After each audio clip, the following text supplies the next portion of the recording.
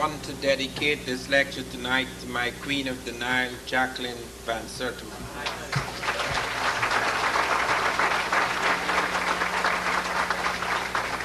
My lecture tonight is based on a book which I edited, which came out just about 2 months ago, Egypt Revisited. It's more than a revisitation of Egypt, the land, because Egypt, the land, is now controlled by non-Egyptians. I received a very serious letter from England a few days ago in which a gentleman who's been trying, along with other blacks in Britain, to establish the African origin of Egyptian civilization, submitted to me letters by the British Museum and others pointing out to him that very few Egyptians would accept that they're African. And I had to point out to him, but those Egyptians are not Africans at all. It is very important to understand that here in America, the American president is not a Native American. He's not indigenous to America. He's not an aboriginal or original American. Likewise, in Egypt, we are dealing with people who invaded Egypt around 638 AD, and very few of them have anything whatsoever to do with the Pyramid Age, with the remarkable achievements of the early Egyptians. We have to make a very clear distinction between the modern Egyptian and the ancient Egyptian. That does not mean that Egypt does not contain native Egyptians. When Sadat was here a few years ago, Sadat said on CBS, "I am a black man, and I'm the first true pharaoh in 2,000 years. Of course, it was struck off the air, but he repeated it in other places like to Jesse Jackson. Now, the battle is being waged fiercely, very fiercely, even though letters were sent to me about 2 years ago inviting me to join the UNESCO International Commission for Rewriting the History of the World. Every time a letter arrives, first of all, they sent to ask me for my vita, which I sent. Then they sent to ask me what journal, what issues, what areas, what dates, what periods I would be interested in, which I laboriously told them in great detail what areas I would be interested in.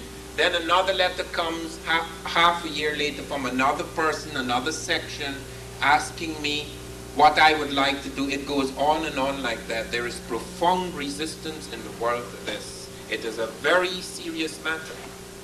And it has become a very serious matter now in the United States because there is a movement on in many parts of this country to infuse African and African American materials into the curriculum. Thus it is that more and more I'm being invited to speak to all white audiences who come there politely and hope that they will have a chance to contradict or to jeer, and then find that they have nothing much they can say that could contradict the evidence before them. It is amazing how little is known about the discoveries that have been made over the last 15 to 20 years. The big debate about this question arose in 1974 when for the first time Sheikh Anta Diop of Senegal and Théophile Obenga of the Congo came to the UNESCO to give their version of the story. This was the first time a world body, a world historical body, a world body set on historical reconstruction actually invited Africans to say something about their own history. It was a very important meeting. And in fact, with the death of Diop, we had mourned so deeply his passing, but we found a few months ago in September that his good friend and colleague Théophile Obenga visited the United States, and he had an opportunity to meet him in Washington. But just before he came, he submitted to me a huge book of about 800 pages in French dealing with the philosophy of the early pharaohs.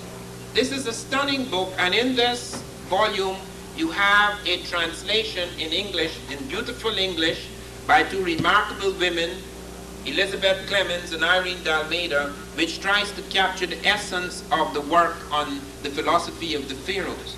And the one thing that emerges, and emerges with great clarity, is the fact that the thinking of the early Egyptians is very African. They were the first people to develop a conception, a complex conception of the origin of the universe. And it was no simple matter about suddenly God appeared and he just breathed on the water. It wasn't as simple as that. They actually talked about an aqueous state. They actually talk about the primal stuff of the universe, and they speak of this curious yerity, a strange vibration, perhaps through some explosion that occurs in this primal stuff that releases some peculiar latent consciousness which emerges as God, who then reconstitutes the primal elements of the universe and sets it on its course. Now this is as close to modern physics as anyone could come. European conceptions of the universe, Asian conceptions of the universe are not as complex and modern as this. And the most unusual thing is that we have found among the Dogon in West Africa, among the Bambara and other African peoples, the same ideas. Even the name for God, Amon, which we repeat in all our prayers today, Amen, which is from Amon. You find Ama among the Dogon, etc. So that even the name for God, the word which we still use today in our prayers, Amen, this is a word that runs through, just like the word Christ, which is also an African word, K-R-S-T, Christ, the anointed one which first appears among the Africans. So that the reason why this battle rages is because Egypt was the foundation of a great number of our arts and sciences and philosophy. It is because Egypt was not only central to Africa, it was central to Europe and to Asia. It is because the Greeks, who are now accredited with the world's first great civilization, actually sat at the foot of the Egyptians. That is why this is a major issue. It was said, and it is still being said, that although Egypt is in Africa, because it has borders that open it up to Europe and to Asia, the backward barbarians of Africa, south of Egypt, did not have any major civilization. What happened is people trickled down from Europe and trickled down from Asia, bright people, more advanced types, creating civilization which then trickled down to the benighted barbarians south of Egypt. What we are finding now, in fact, that the benighted barbarians are not in Africa, they're elsewhere. Because what has been discovered, before we come to Egypt, let me deal with something that is significant. What has been discovered is that you do not have any Europeans on the earth until about 55,000 years ago. And those Europeans are black. Pink people, that is people who drop pigmentation, do not occur until around that time when the blacks in Europe, and that has been established, that there are no people on the earth except black people, not just in Africa, because in Africa produced 6 stages of man. All the stages of man are found in Africa. Only 3 of those stages are found in Europe and Asia. The first 3 stages died off in Africa. They never got anywhere. The last 3 stages not only spread across Africa, but moved out into Europe and Asia. We have finally Neanderthal man, which is not complete man, also African, but with a lobe of the brain missing, the seat of conscious, not necessarily of consciousness, but of the higher type of consciousness which we have. Then we have final man, Homo sapiens sapiens. And scientists in 3 independent universities at Berkeley in California, in Hawaii, and at Oxford University of all places in England have shown that the founding population of the modern world, not just the first man, that's irrelevant. The first man being born in Africa doesn't mean anything because the first man was not modern. The first man did not have our brain. What they have found is the last man was born in Africa, not just the first. Modern man. What scientists have recently discovered as a result of the study of DNA polymorphisms is that all man now living on this planet is descended from a black woman who lived about 140,000 years ago.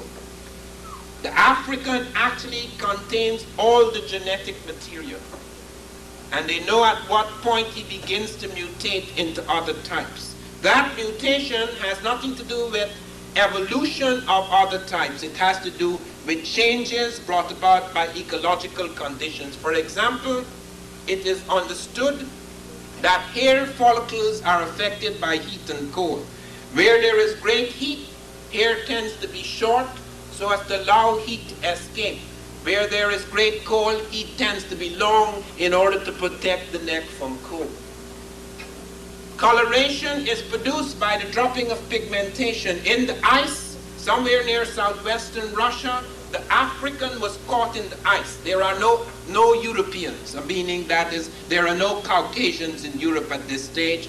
During the warm interstadial, there are only black people in Africa, in Europe, and in Asia. Eventually, however, as a result of the Ice Age, black people who produced albino types, which is a mutation which does not survive easily in Africa because albinos do not have protection, melanin protection against the sun, and are destroyed very quickly. But in the ice it became an advantage, so that albino type became the dominant type.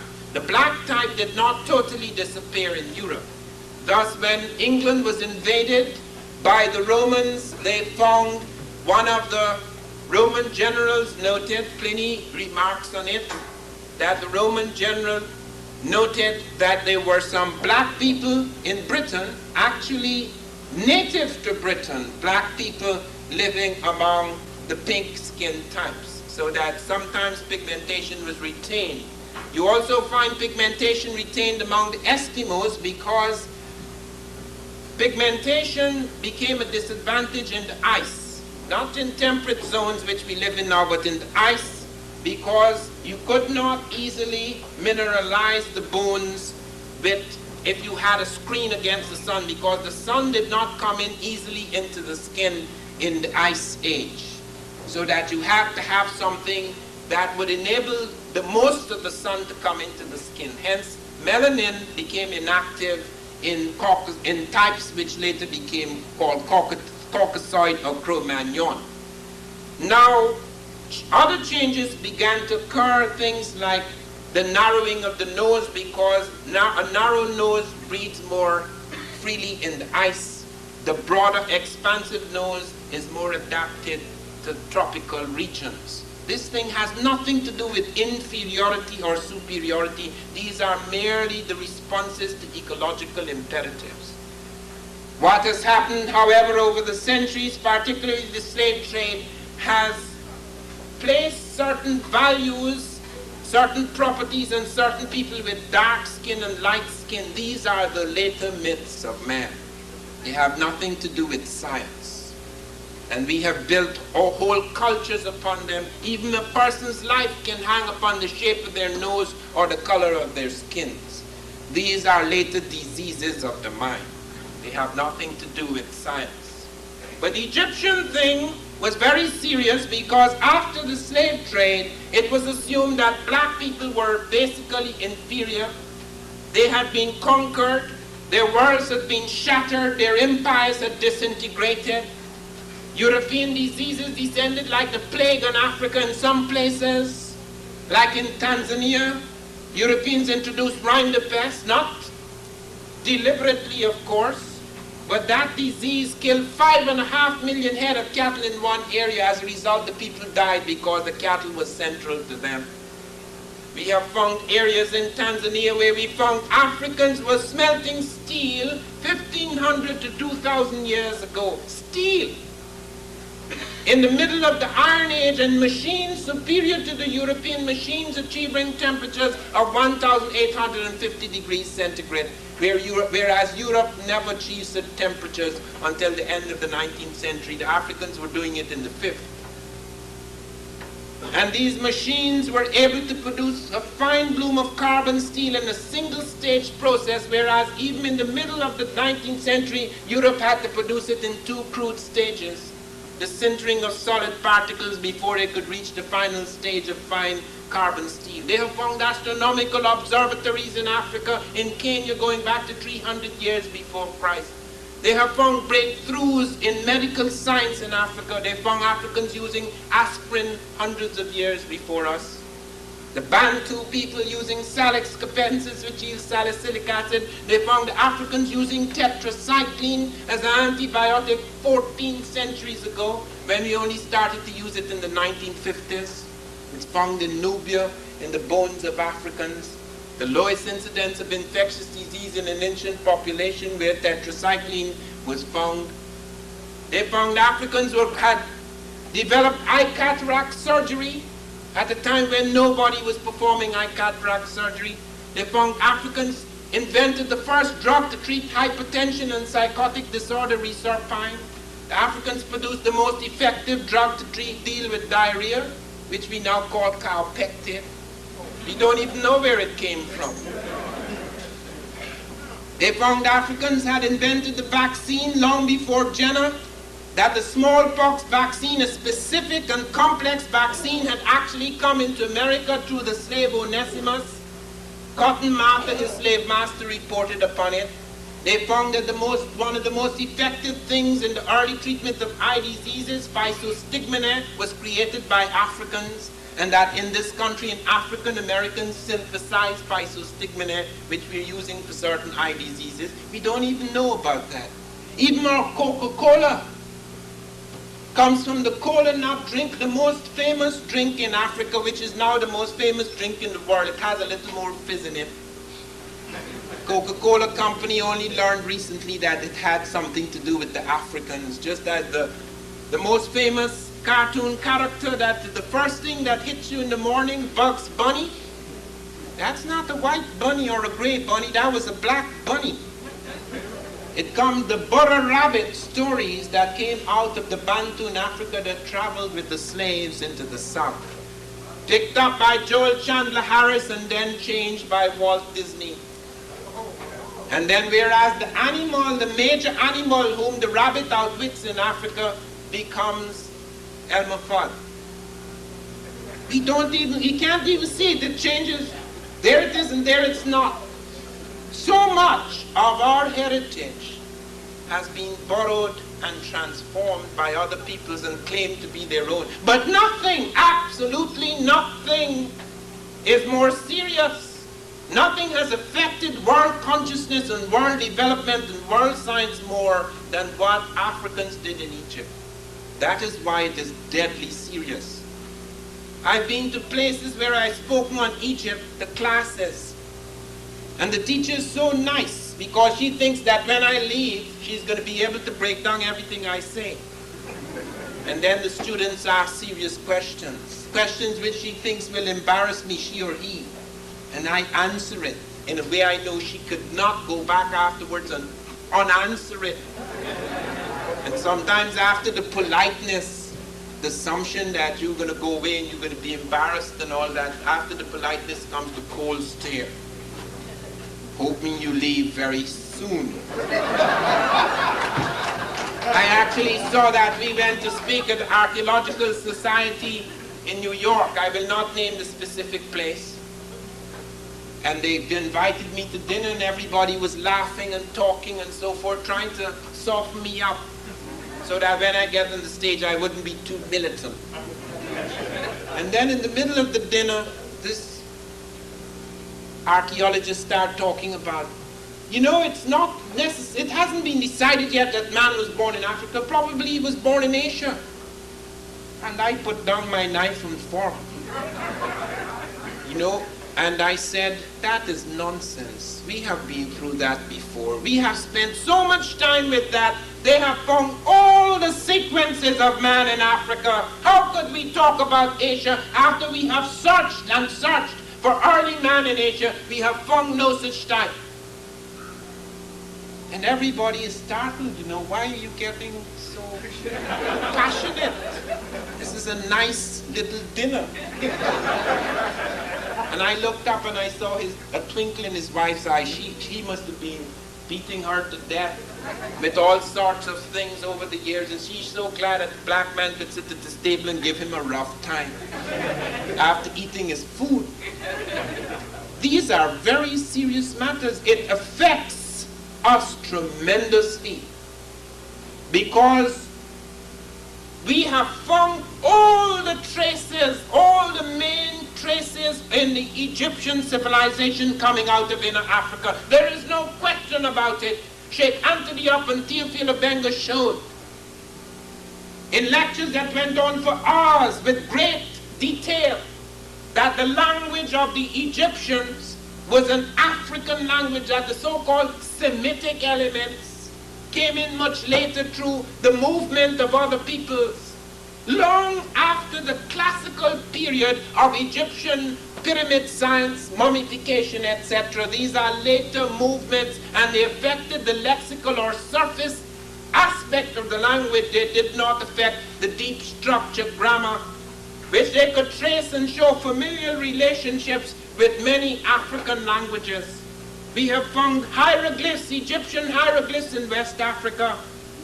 Our good friend, the former Archbishop of Lagos, Olumide Lucas, has shown in his work, Egyptian religion in West Africa, traces and traces of these things among the Yoruba.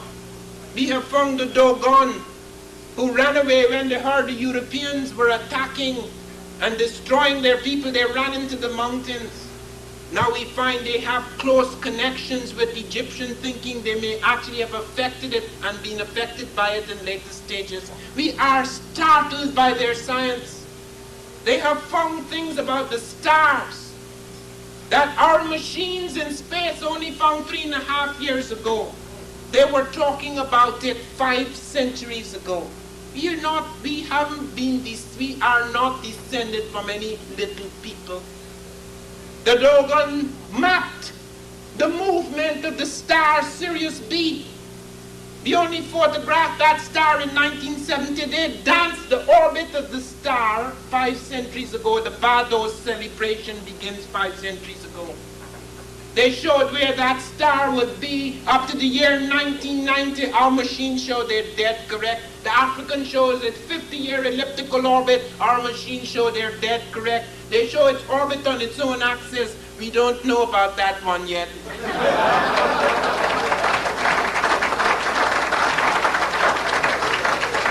They pointed an object flashing and darkening, contracting and expanding within the region of Sirius B. Do you know when we found that? 3.5 years ago. It's a dwarf nova in the region of Sirius B. They call it the egg of the world. The movement of the French into Egypt, the attack in the early 18th century or the middle of the 18th century brought people in like Volney. And when Volney looked at the pyramids and he looked at the Sphinx, he said, these Negroes who now are the objects of our contempt, these were the masters, the makers of our arts and sciences. And he wasn't talking through his hat. All the Europeans who had written about the Africans in the early times had no doubt that they owed much of their science and thinking to the Africans. You look at the Greeks. The Greeks talked of the Egyptians. Herodotus said they were black-skinned and woolly-haired. Others, as Diop has quoted, more than a dozen sources quoting what these Egyptians were. And the Greeks came at the end of the great classical era, after all the pyramids were built, after the marvelous things like the Sphinx and the great mummies, etc., and the Europeans, the first Europeans who came to Africa, around 500 BC, 300 BC rather, because the Persians came around 500, the Greeks under Alexander came around 300 BC. And those Europeans did not despise the Africans, they worshipped them. Do you know who was their god? The African god Zeus went into Greece Do you know who was the mother of God? Do you know who was the major female figure in the world, not just in Africa, but in Europe? Isis, who married Osiris. You have Isis shrines in Greece, Isis shrines in Rome, Isis shrines in Britain. Even the lunatic Caligula built a shrine to Isis. And do you know who was worshipped as the mother and child for hundreds of years before Michelangelo appeared in the scene and started drawing his family as Jesus? Isis and Horus, the mother and child. That's the beginning of the Black Madonna and Child in Europe. And it was to run right across Europe. And the Europeans worshipped blackness because the Egyptians had made black the divine color. Do you know who the Greeks made the goddess of wisdom? Minerva, a black woman. Whom did they make the goddess of chastity? Artemis, a black woman. Who was the enchantress in the Odyssey? Circe, a black woman with African features. You could see it on the early Grecian vases. Who was Andromeda, who married Perseus, the Greek hero. You could see on vases, although she has European features, she's painted black because black was thought to be the color of beauty. And look at their other Medea, who had Jason win the golden fleece, is represented as a black woman. And whom did they make a god? The first man to be made into a true god by both Africans and Europeans. A black man named Hotep, father of medicine. The Greeks made no claims that were later made by other Europeans. As Martin Bernal points out, it was not until 1830 that there was a deliberate, sustained intellectual attempt to deny the black contribution to ancient Egypt because it made Europeans feel ashamed. So there was a sustained attempt, which is sustained up to this day, to try and deny the African his contribution to the major civilization in the world. They've even argued that Mesopotamian civilization or Sumerian civilization precedes the Egyptian. It is not true. The earliest thing we have found in Mesopotamia is about 2600 BC, whereas the earliest dynasty in Egypt, conservative estimate is 3100 BC, and we have found in 1962 the American team under Bruce Williams and Keith Seal discovered an African pharaoh, an African pharaonic dynasty preceding the Egyptian, before the first Egyptian dynasty. And there at Tarseti, at a place called Kustal on the edge of the Sudan, they found that 12 black pharaohs reigned even before the first Egyptian pharaoh.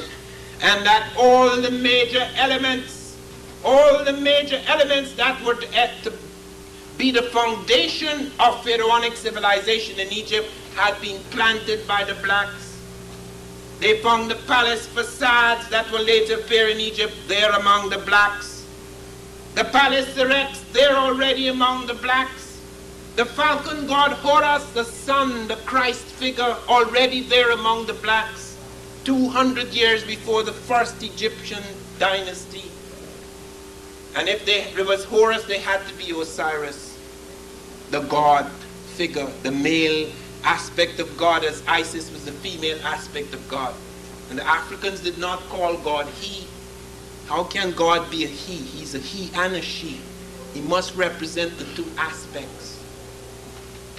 And there they found all the animal symbols that were later to appear in Egypt. And there they found the crown sitting on the pharaoh, that an unmistakable shape, the crown that sat on the heads of the southern pharaohs that was later to sit beside the crown of the north when the Africans moved up into Egypt. And there above all, they found the hieroglyphs, the beginning of a writing system created by the blacks. As I have pointed out, when I was in England, I was taught that Africans were preliterate. I was told that they was missing something. They just had oral tradition, they just talked. and you recorded their talk, and that's all they had. They never wrote. I did not know that the English were preliterate. The English have no script, you know. The English do not have a writing system. We have English songs. English doesn't have a writing system. This is Roman.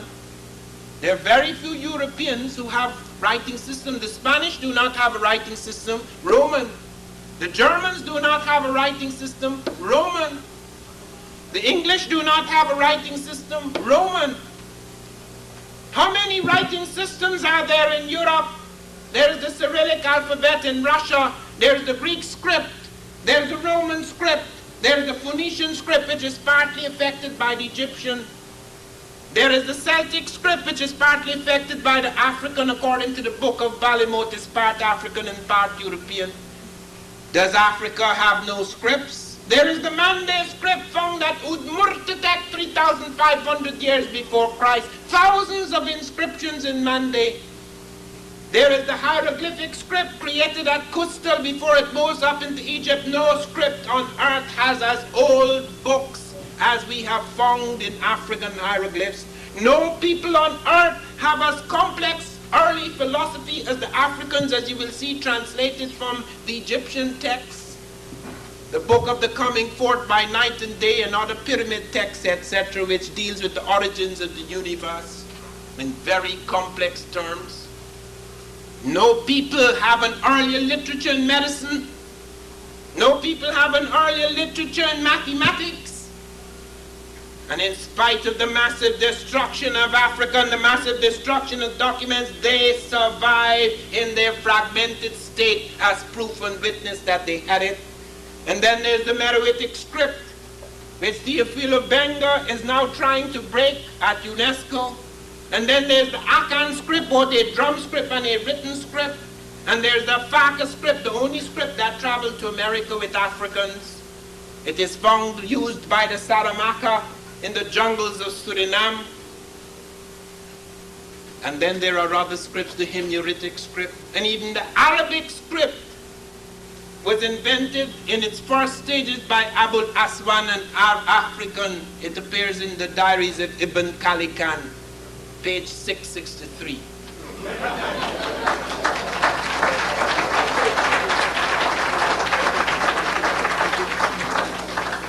And let us deal with the question now, the scientific question: who were the Egyptians? First of all, Sheikh Antioch went to the museums where they had mummies. No people on earth survive. No people on earth have been preserved as long as the African.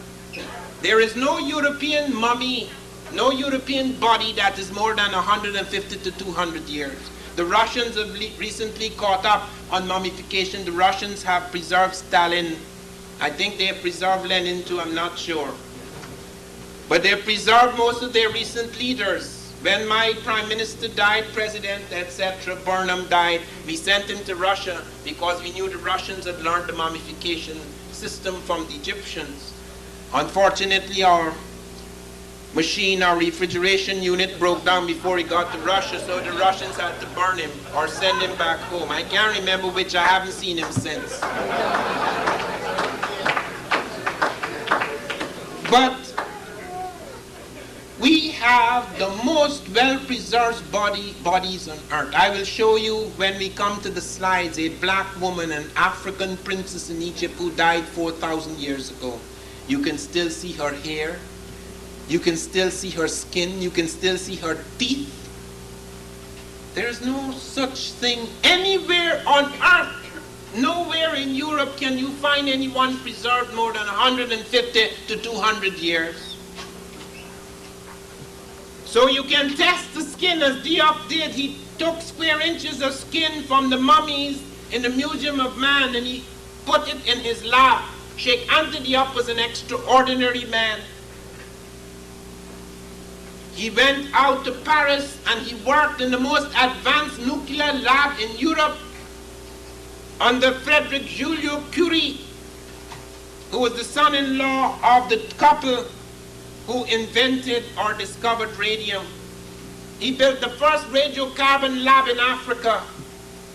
He told me when we were in London, he said, Van, actually saw the mummy of Ramesses II. Very black as I am. And Sheikh Anta Diop was royally black. And he said, when he came back from the experiments in Paris, he was so gray. They pumped him with far more gamma rays than was necessary. Even then, he said it was still possible to get the melanin content in the skin. And when he asked them permission to do it, they said no, it would destroy the mummy. 1 square inch. And yet all these scientists fooling around with the mummy. Then Sheikh Anta Diop brought up a very serious question. He wrote me and said, do you know we have found something in the body of Ramesses II that supports your theory that Africans were in America before Columbus? Do you know we found tobacco in his belly? And I wrote him back and said, no, that's not a proof, because it's just an assumption that tobacco is American. Because I have shown that tobacco was both African and American, and the Nicotiana tabacum is American, but the Nicotiana rustica is African. Could you test the tobacco, please? He went back and asked them for the tobacco. No, sir, don't touch anything here. But do you know what happened? Everybody stopped working. Not a word. 48 labs in Europe involved in studying Ramesses II, and everybody suppressed their reports. They sent around a rumor in Egypt to say they're not sure that that's the body of Ramesses II anymore. I got the Egyptian Minister of Culture sacked, so I'm told, a few months ago when we had this big fight in Dallas, because when we were trying to establish this Egyptian issue, they have these big things in the museums, and there's no relationship to blacks at all. And we made a big issue about it, and this clown, who should have kept his mouth quiet, jumped up and said that Egypt is beyond black or white. They have nothing to do with that. We have nothing to do with that. His grandfathers. As if he has anything to do with the native Egyptian who created this incredible thing. And the Greeks knew what they were dealing with. They saw them, they were not guessing. They saw these people, they fought with them, they conquered them, they lived with them, they admired them, they took from them. Every major Greek scholar went to study in Africa, as today I, out of my shattered and fragmented world, must go to Europe, both to learn and unlearn my lessons. Then in that time did the Greeks go to Egypt. Thales of Miletus, Democritus, Pythagoras, Eudoxus, Anaximander, Anaximenes, Heraclitus, they all poured into Africa to study. Pythagoras, according to Isaac Newton, the great European scientist, spent 22 years studying in Africa, as much time as I spent in America. 22 years. Then he comes back talking about the Pythagorean theorem, the thief. And then he goes and helps build a medical school at Kos, and the harmony of opposites comes out of the Egyptian system, the hot and cold treatments. And Isaac Newton pointed out that the Africans prefigured him before he reached that synthesis of the sciences. He said the Africans knew about gravity. Nobody even thought about gravity. The Africans indicated their knowledge of gravity by talking about the harmony of the spheres. They knew certain things were kept in a certain position because of gravitational fields. And he said the Africans even knew about the atom. They didn't know about atomic fission or fusion, but they knew of the atom as the building block of the physical universe. They called it the monad. And even though they had certain mystical notions about it, they knew it as the building blocks of the physical universe. And we heard something astonishing in Washington a few weeks ago when Teofilo Benga, the head of Bantu Studies in Brazzaville, came here. The true successor to Sheikh Anta Diop, do you know what he told us? They have found a manuscript in the British Museum that showed the Africans were already talking about the speed of light. Nobody thought of light as a traveling force. They saw it both as waves as well as particles. Do you know that is recent in our science? To see light both as photons, particles, as well as waves. They were talking of light as waves and particles. And they talked about the speed of light traveling millions of meters per second. Do you know what that means? And Dr. Finch in this book deals with some of the cases, the medical cases that appear in the Edwin Smith Papyrus. Now the Egyptians wrote many medical texts. 10 of them survived because there's been massive destruction. Bishop Theodosius, that religious bigot, burnt down the Library of Alexandria, taking centuries of African scholarship into the ashes, but we still have survival of medical documents and mathematical documents. The two most famous of the medical documents are the Ebers Papyrus and the Edwin Smith Papyrus. And the Edwin Smith Papyrus only translates in the 18th dynasty, as Egyptian surgeon translates cases dealing strictly with the head and neck, which means he leaves the rest out. But that is enough to tell us that our African ancestors were doing incredible things. Finch looks at these cases as a doctor and points out that they had found the locus of the brain through which auditory information is processed. That's 20th century stuff. They were doing that thousands of years ago. He said that they were aware of certain things, cortical centers, that they actually diagnosed things that could only be diagnosed today with X-rays. Where were they getting that knowledge from? It's actually written down in the Edwin Smith Papyrus. A whole range of things like that. Many of the things we take for granted today as the moral edicts and laws, etc., you could see it down when you read Karenga's study of math. You could see how the Africans already written down these things. And here today we live in the shadow of the world, making apologies for ourselves, when we have given so much to the rest of the world. I would have given so much if 20, 30 years ago I knew about this. I lived in such anguish in my 20s, so ashamed of having African blood, as so many of us have had to grow up. Making apologies for being in a world that we did not belong, a world controlled by others. And that was all right because one can live in captivity. That doesn't matter so much, but to know that one's mind is imprisoned. To know that even when you allow people freedom, the oppression of the mind is so great, their ignorance of themselves and of what they have done and what they belong to, their connections are so shattered that they feel like non-people. That is why we go back to this history, because it makes us whole again.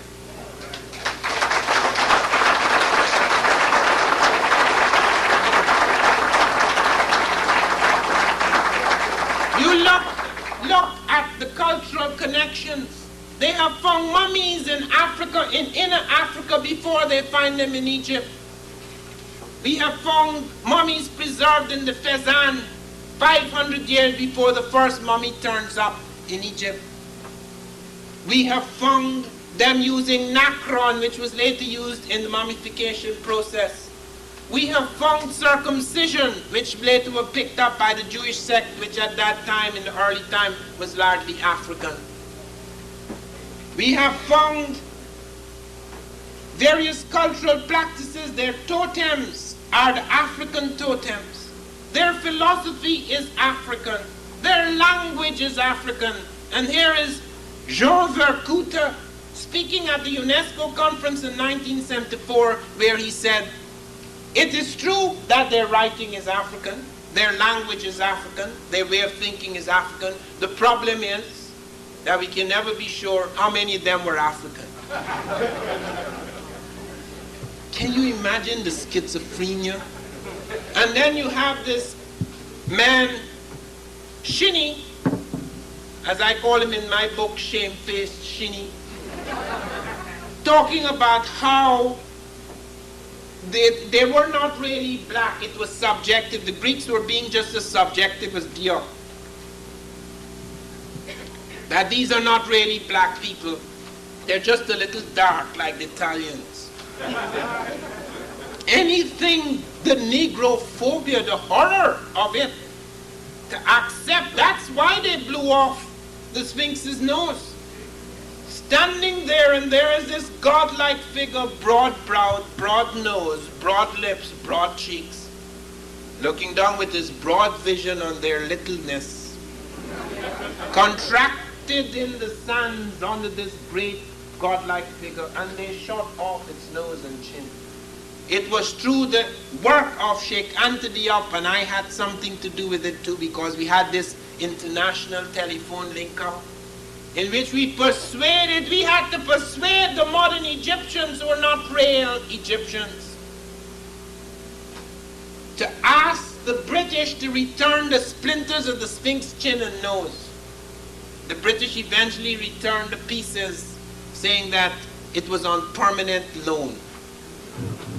And we may have to blow off the nose again after the Arabs reconstruct it if they don't get it right.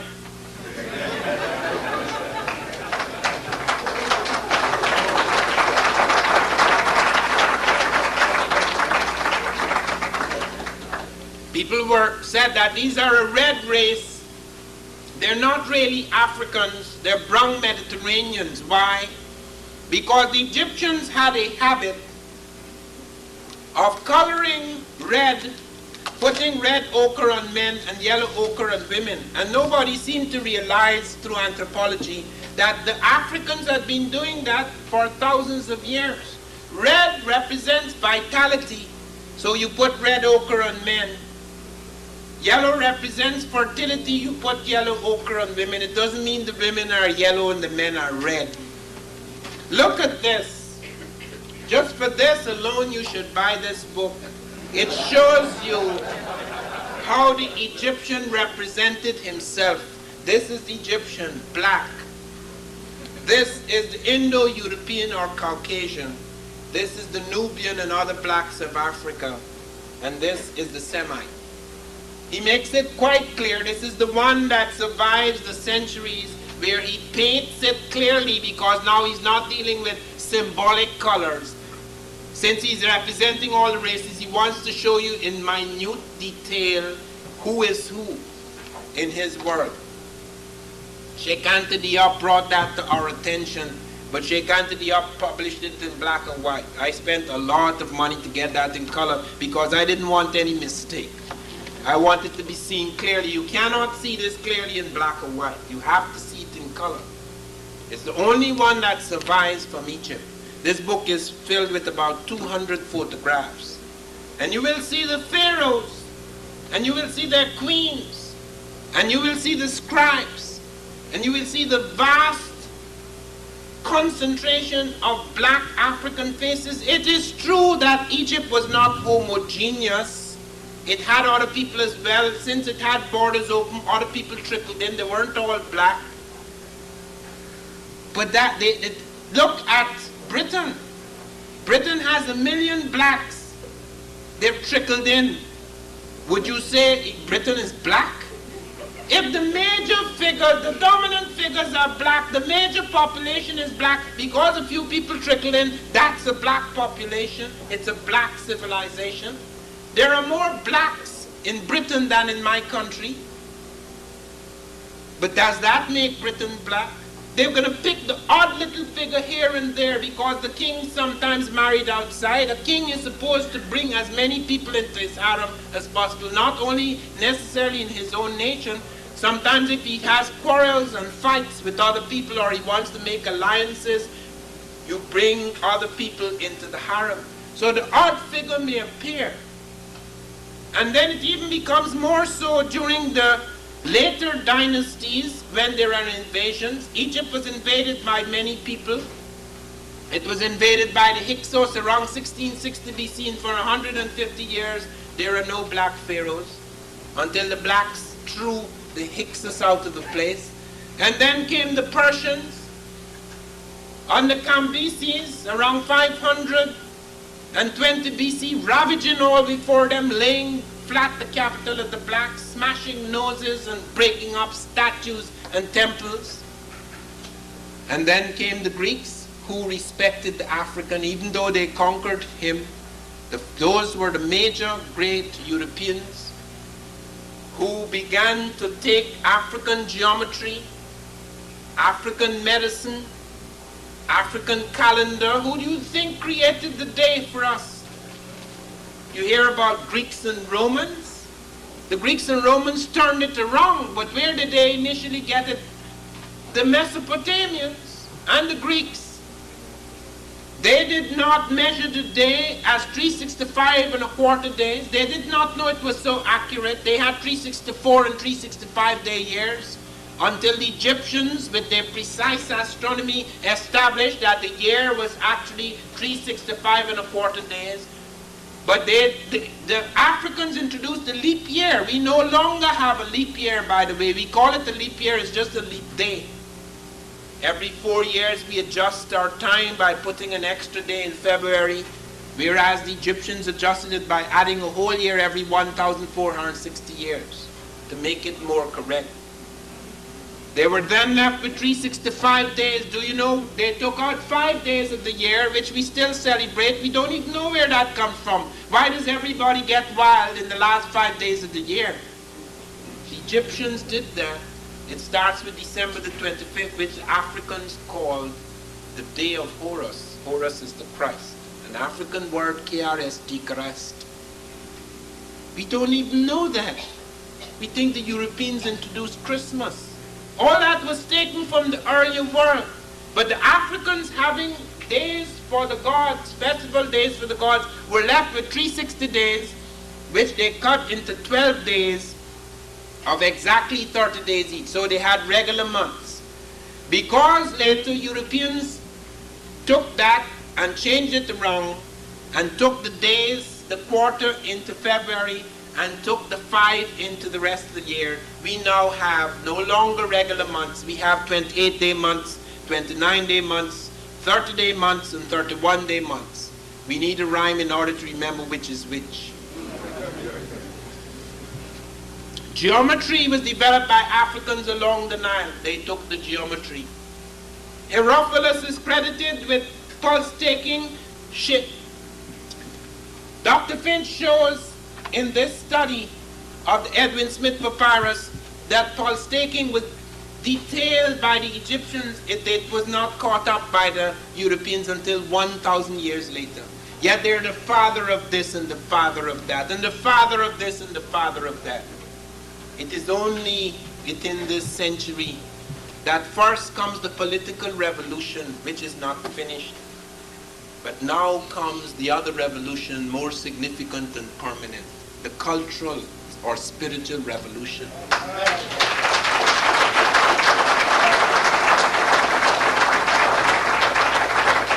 And it is important to note that these two things have to go hand in hand. We cannot advance merely by shouting big black slogans, because you may be big and black, but you may have nothing in your head. It happened in Africa, it happened with the Nigerians. Strong, powerful nation, oil and all sorts of things, seized power. And what they started doing, building all sorts of incredible white elephants. They could have transformed Nigeria.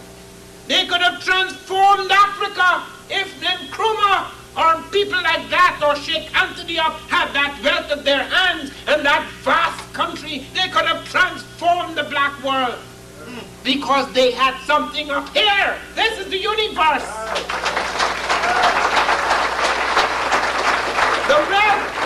The wealth of a nation is not enough. You can only transform the world if you have something in your head. It's not enough to have power. It's an extraordinary things are happening in the world today. Everything is being turned upside down very quickly. But those things had seeds in an earlier time. It is just that it's finding focus in a man that enables us to see this revolution occurring, we have to find such types of men in our own world. Okay, it doesn't stop there, because something revolutionary is beginning. We are finding things in Africa every other month that is startling. It was reported by Dr. Finch, they found a cobbled road in the Congo 50,000 years. We don't even know what to do with that. They found a mine, mind you, in Zimbabwe, I think it was. They found a mine that is 43,000 years old.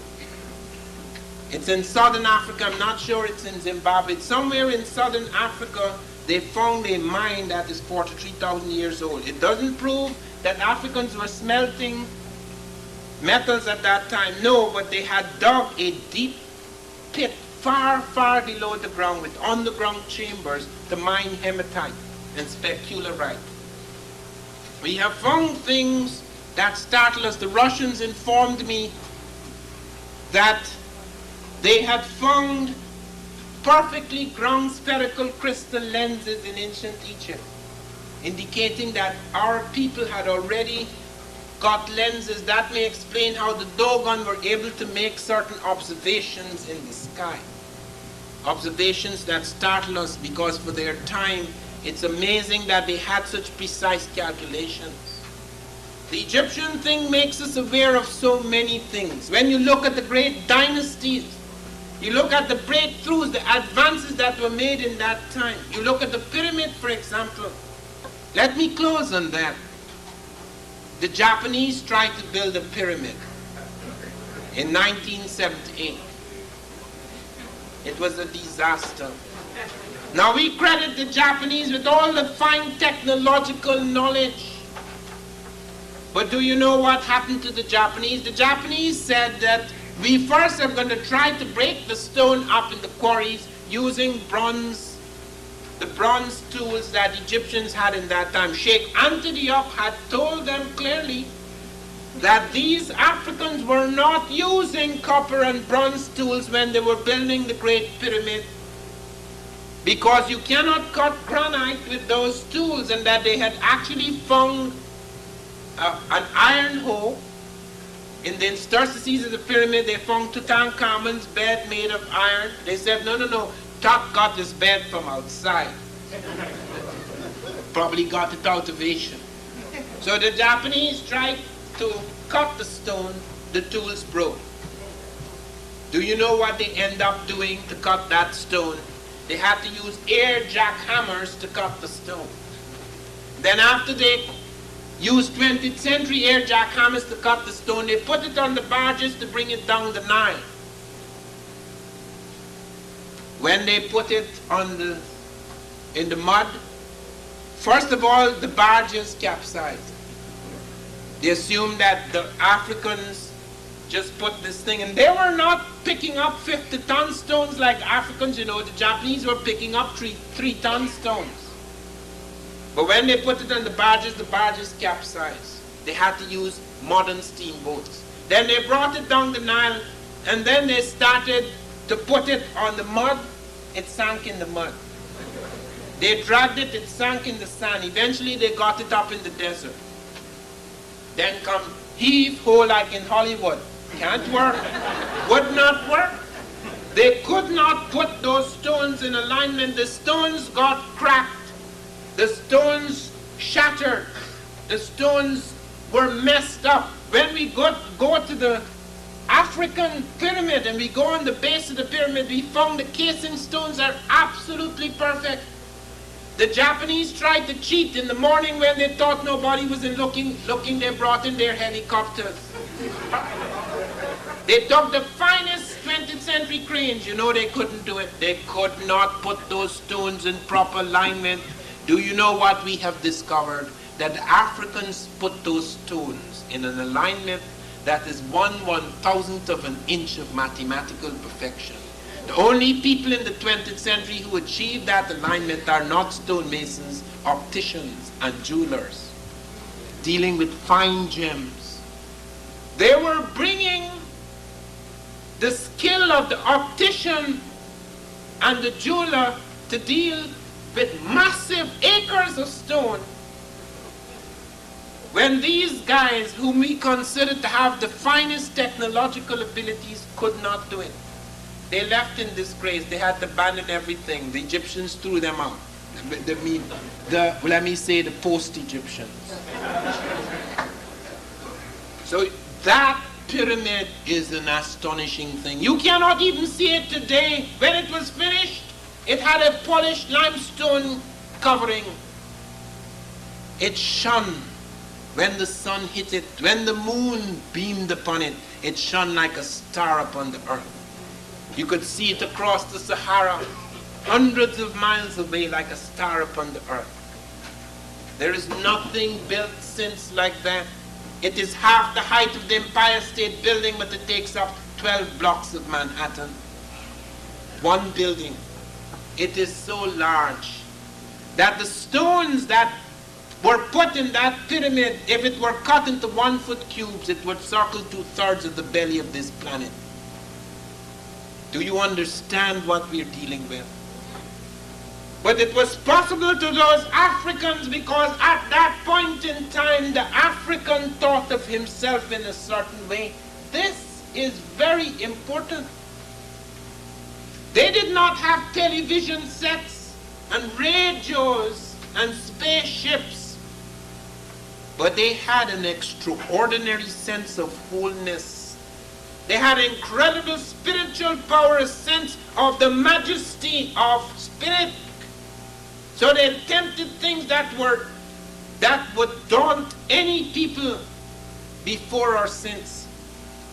My wife and I went to Egypt last year, and we went to see the quarries at Aswan. That is what I wanted to see more than anything else. I wanted to see the obelisk they abandoned at Aswan. And I went down on the ground and I could not understand how could they abandon this. It must have been a hell of a thing to cut it. It looks like if it had been cut by lasers. And I had to search, I had to ask, where is the flaw? Why did the Africans abandon this? The flaw was so minute it would have taken several hundred years for it to show. But we had to be perfect. We couldn't deal with mediocre stuff. We didn't want to put up something that would be gone in 100 or 200 or 300 years. It had to last forever, as has the pyramid, as has so much that the Africans have built, including the human body whom they preserved for thousands of years. We were not satisfied in that time with mediocrity, as today we are. Oh, it doesn't really matter, it's a black thing. Let's do it how we please. We talk about time, colored people's time. When we created the clock. We created the water clock and the sun clock and the shadow clock. Even Galileo used the African water clock in his experiments. Even in this country, the man who first developed a major clock was Benjamin Banneker, black man. And we moving about is this. The only marvelous thing that we could bring to the culture is to show that we don't respect time.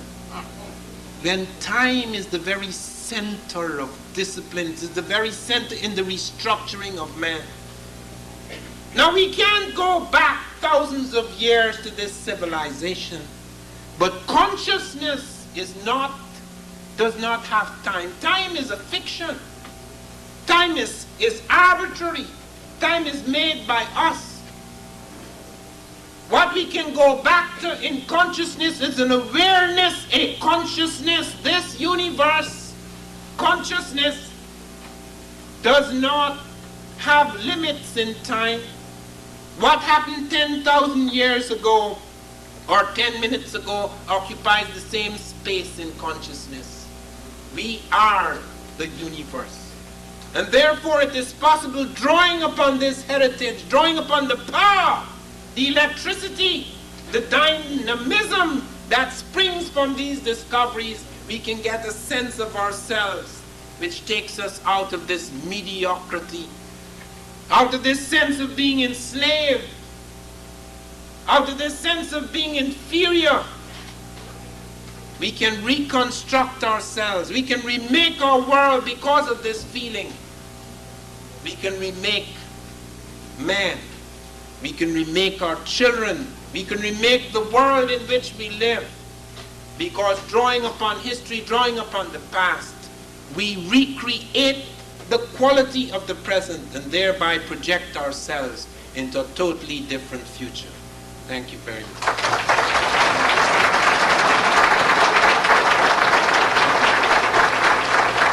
Dr. Ivan Van Sertima.